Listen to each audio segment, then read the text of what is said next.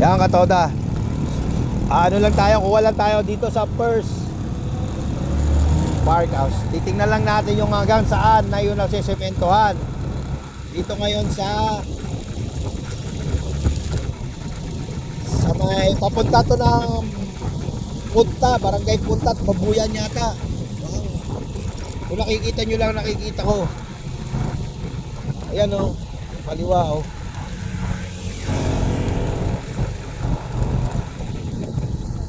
Oh, walang hiya.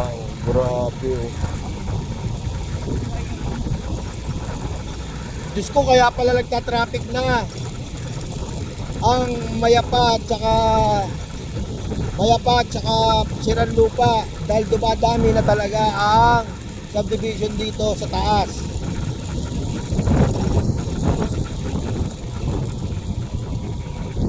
Yan.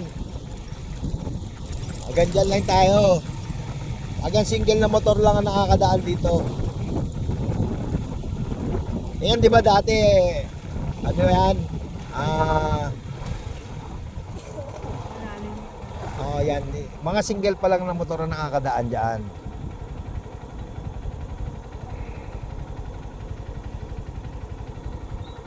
Okay, hanggang dito lang pala. Pero mababa na rin na sa sementohan diyan. Ito pala magiging first oh. Oh, walang niya oh.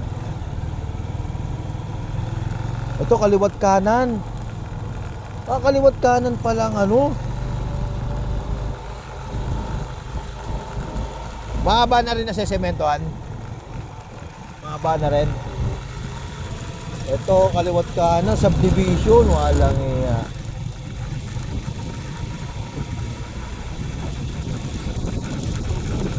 Yan, pabalik naman tayo.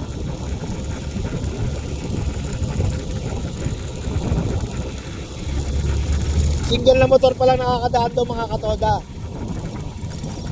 Grabe oh. Ang haba na ito subdivision. Yung lawak na ito, ilang hektarya to.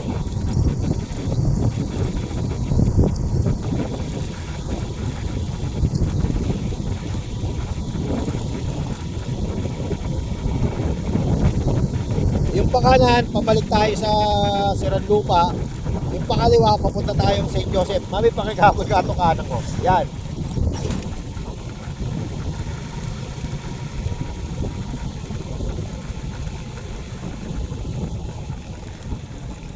Kaliwa tayo dyan.